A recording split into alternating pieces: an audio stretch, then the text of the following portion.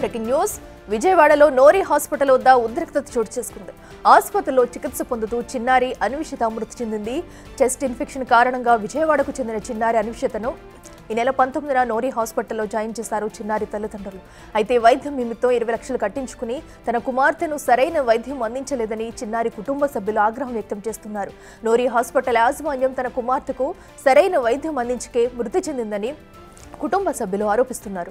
ఘటనా స్థలానికి చేరుకున్న పోలీసులు కుటుంబ సభ్యులను సముదాయించే ప్రయత్నం చేస్తున్నారు.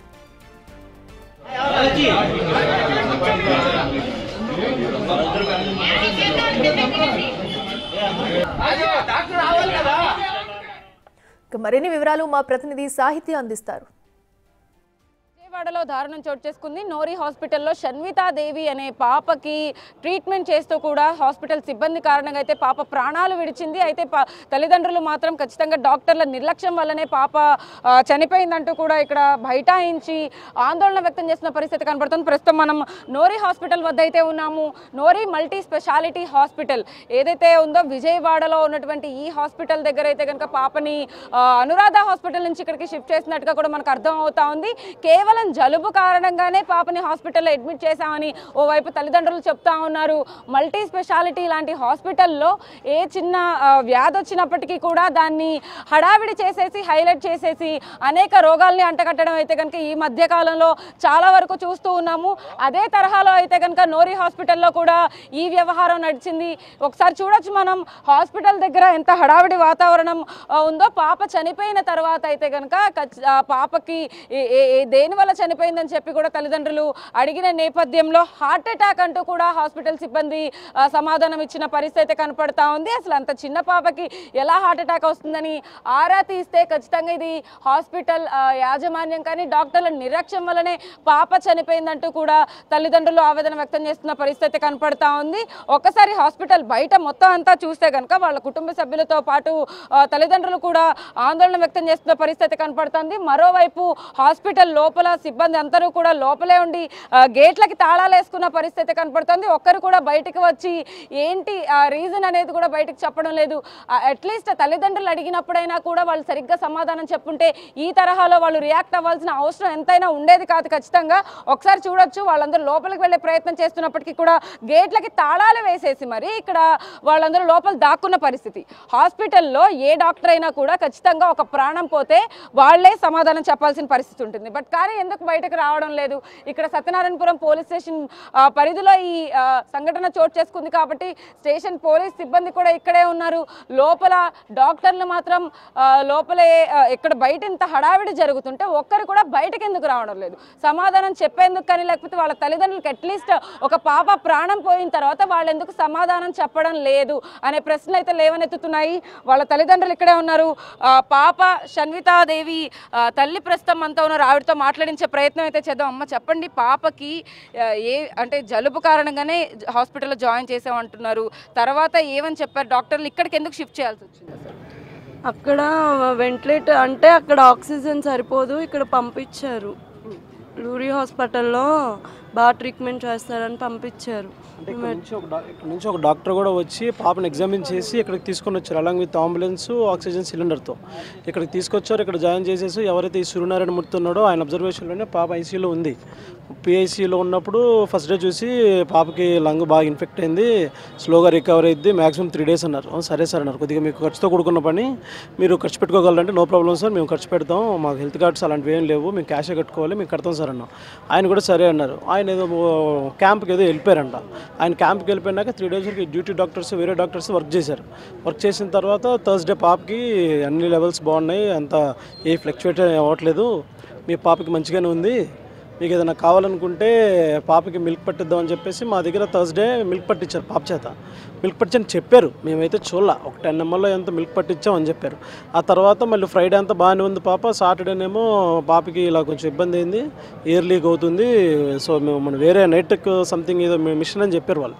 ఆ మిషన్ కూడా పెట్టారు, అవి కూడా క్లియర్ అయింది అన్నారు. సార్ మరి ఏంటి సార్ కంప్లైంట్ అంటే, మీ పాపకి PCO2 ప్రాబ్లం ఎక్కువ ఉంది, ఆ కార్బన్ డైఆక్సైడ్ లెవెల్స్ బయటకు వదలట్లేదు, అది వదిలితే పాపకి చాలా తక్కువగా క్యూర్ అయింది అన్నారు. సరే సార్ దానికి చేసే ప్రయత్నం చేయండి సార్ అన్నారు. అవి బాగా ఫ్లక్చువేట్ అవుతా నిన్న ఏ రోజైతే వాళ్ళు మాతో డిస్కస్ చేసినప్పుడు ఏం చెప్పారంటే దీనికి ఎక్మో మిషన్ ఒకటి ఉంటుందండి, అది అడ్వాన్స్డ్, అది అక్కడ చెన్నై నుంచి తెప్పించాలి, అది ఎక్స్పెన్సివ్, మీకు 5 lakhs మీరు ముందుగానే పే చేయాలి. ఆ తర్వాత ఎవరైతే అక్కడ నుంచి చెన్నై నుంచి టీం వస్తారో ఆ టీంకి పర్ డే వచ్చి 50,000, వాళ్ళకి హోటల్ మీరే చూసుకోవాలి, వాళ్ళకి ఫుడ్ కూడా అకామిడేషన్ అంతా మీరే చేయన్నారు. సరే sir 5 lakhs no problem sir, మేము కడతాం సార్ అన్న తర్వాత నిన్న మండే ఏం చేశారంటే పాపకి మళ్ళీ టెస్టులు చేశారు. టెస్టులు చేసినప్పుడు ఈ PCO2 లెవెల్స్ ఏ ఉన్నాయి చాలా వరకు క్యూర్ అయ్యాయి. ఏదైతే 114, 115, 15 అని చెప్తున్నారు వాళ్ళు 70 ఉంది. సరే సార్ కొద్దిగా బాగానే ఉంది కదా సార్, మేము రిక్వెస్ట్ చేసాం, సార్ ఈ మొత్తం బాగానే ఉన్నాయి కదా, పాపకి రిమైనింగ్ ఆర్గన్స్ ఏం డ్యామేజ్ కాలేదు కదా, సో మీరు ఇలా వెంటిలేటర్ మీదే మీరు క్యూర్ చేయండి సార్, అంతేగాని మీరు ఆ మిషన్ పెట్టి పాపని ఇబ్బంది పెట్టారు సార్ అంటే, లేదు మనం కంపల్సరీ దీని మీద చేయాల్సిందే అని అన్నారు. లేదు సార్ మేము సెకండ్ ఒపీనియన్కి ఏదైనా వెళ్తాం సార్ అంటే, మేము విశాఖపట్నం గారు హైదరాబాద్ వెళ్దాం అనుకుని రెడీ అయ్యాం, ఆర్ చెన్నై. అయితే లేదు అసలు పాపను కదిలియడానికి లేదు అని చెప్పేసి హాస్పిటల్లో ఉంచేశారు. ఇక్కడ ఉంచేటప్పటికి మేము రిక్వెస్ట్ చేసాం, మేము మా బ్రదర్స్ అందరం, సార్ ఇక్కడ ఎక్మో మిషన్ అంటున్నారు, పాప అంత తట్టుకోలేదేమో, ఎలాగో క్యూర్ అవుతుంది కదా సార్, మీరు లెవెల్స్ ఏమో 114 కానీ మళ్ళీ 60కి వచ్చాయి, హాఫ్ ఆఫ్ ద పాప బాగా రికవర్ అయింది, వద్దు సార్ రిస్క్ చేసుకోవచ్చు సార్ అంటే, లేదు రిస్క్ తక్కువ ఉన్నప్పుడే మనం ఈ రిస్క్ చేస్తాం అనుకుంటే బెటర్ రిజల్ట్ వస్తుంది. Satyanarayana, Nori Satyanarayana along with Sudheer, worst candidate, వాడు డాక్టర్ కాదు, ఎలా చదివి వాడు ఎలా అయ్యాడు డాక్టర్. వీళ్ళు ఏం చేశారు, పక్కన మళ్ళీ పెద్ద హాస్పిటల్ కడుతున్నారు. ఈ ఎక్మో ట్రీట్మెంట్ అనేది మా పాప మీద వీడేం చేశాడు, ప్రయోగం చేశాడు. ఒకవేళ సక్సెస్ అయితే వాడికి బెనిఫిట్ ఉండేదేమో, ఫెయిల్ అయ్యి పాప చనిపోయింది. ఎంత ఖర్చు పెట్టారండి అంటే పాప? నియర్లీ 12 to 13 lakhs ఇప్పటి వరకు. ఇంకొక 10 lakhs వరకు మేము రెడీ వేర్ చేయడానికి. వాళ్ళు ఏమంటారు, పర్ డే మీకు ఇలా 1 lakh ఖర్చు చేద్దాం అనుకుంటే, పర్లేదు సార్ మేము చేస్తాం సార్, మా పాప మాకు తిరిగి రావాలంటే, లేదు ఛాన్సెస్ ఉన్నాయి, హై ఛాన్సెస్ ఉన్నాయి, 80% వరకు ఛాన్సెస్ ఉన్నాయి కాబట్టి కదా మీ దగ్గర మేము అష్యూరెన్స్ తీసుకున్నాం అన్నారు. సార్ మరి మేము ఖర్చు పెడుతున్నాం, మా పాపను మాకు ఇస్తారా, మాకు 100% అష్యూరెన్స్ ఇస్తారంటే, అలా ఇస్తా ఉన్నారు. మీరే కదా సార్ అంటున్నారు, మరి నాకు మా పాప ఇంపార్టెంట్ అండి, మా మదర్ తర్వాత పుట్టింది నాకు, అది అన్న తర్వాత ఇక మిషన్ మాకు మార్నింగ్ మా చేత మనీ డిపాజిట్ చేసుకున్నారు వాళ్ళు 10:30, 11 ఆ టైంకి. అక్కడ డాక్టర్ కూడా చెప్పాడు, మీ పాపకి కండిషన్ చాలా బాగుంది, క్రిటికల్ ఏం కాదు, సో ఈ మిషన్ మీద చేస్తే మంచి బెటర్ రిజల్ట్ వస్తుంది మీ బేబీకి అని చెప్పేస్తే, సరే సార్ మీరు చేసేయండి, మాకు మా బేబీ ఇంపార్టెంట్ సార్ అన్నాం. ఇక మార్నింగ్ ఏదైతే ఉందో ఆ చెన్నై నుంచి వచ్చిన టీము వాళ్ళు ఎర్లీ మార్నింగ్ 4:33కి ఆ టైంకి పాప మీద ట్రై చేశారు. అది చేసిన వైద్యం వికటించి మా పాపకి కార్డియాక్ అరెస్ట్ అయింది, సో అన్నట్టుగా చెప్పేసి పాప చనిపోయింది, నోమర్ అని. అది ఎలా చెప్తున్నాడు వాడు కేర్లెస్గా. మాకు ఇలా ఈ ట్రీట్మెంట్ చేస్తే రిస్క్ ఉందని చెప్తే మేము కొంచెమన్నా మెంటల్గా ప్రిపేర్ అయ్యి ఉంటాం. అసలు రిస్కే లేదు, కాన్ఫిడెంట్గా 1 వీక్లో మీ పాప మీ దగ్గరికి వచ్చేసిద్దని చెప్పారు, గ్యారంటీ ఇచ్చారండి. మా పాపకి చెన్నై నుంచి వచ్చిన వాళ్ళకి హోటల్ రూమ్స్ కూడా బుక్ చేయమని చెప్పారు, వాళ్ళని కూడా మేమే చూసుకోవాలంట. మమ్మల్ని చెప్పారు, మేము 4.5 lakhs వాళ్ళకి పే చేసిన తర్వాత మళ్ళీ నెక్స్ట్ 50,000 పే చేసిన తర్వాత డాక్టరు మెడికల్లో ఉంటారు ఒకరు, వాళ్ళకి చెప్పి వాళ్ళు మాకు ఫోన్ చేస్తే అప్పుడు మేము వెళ్ళి మాట్లాడాం, డాక్టర్ గారు ఇలా మాట్లాడుతున్నారంటే, అప్పుడే అయిపోయిందా, రేపటి నుంచి మీకు మొదలవుద్ది ఎంత డబ్బులు ఖర్చు పెట్టాలో. పైన ఫస్ట్ ఫ్లోర్లో చూడండి 2 నెలల పిల్లలు 3 నెలల నుంచి 4 నెలల నుంచి ఉన్నారు, ఇదిగోండి చూడండి ఫోన్లు, ఇలా చూపిస్తున్నాడండి మాకు. నిన్న అంత రెగ్యులేట్గా చెప్తున్నాడు సమాధానం.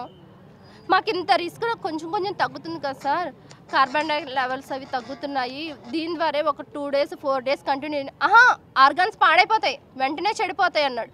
మొన్నటి దాకేమో బ్రెయిన్ బాగుంది, హార్ట్ బాగుంది, హిమోగ్లోబిన్ బాగుంది, అన్నీ బాగున్నాయి, యూరిన్ కూడా బాగా పాస్ చేస్తుంది, బీపీ బాగుంది అని అన్నారు పాపకి. అలాంటి పాపకి హార్ట్ అటాక్ వచ్చి చచ్చిపోతుందంటే అసలు ఎవరైనా నమ్ముతారా మేడం? అసలు ఒకసారి గతంలో ఇలాంటి ఇష్యూస్ ఏమైనా రావడం కానీ నేను మంచిగా కేర్ తీసుకుంటాం, బాగుండిద్ది.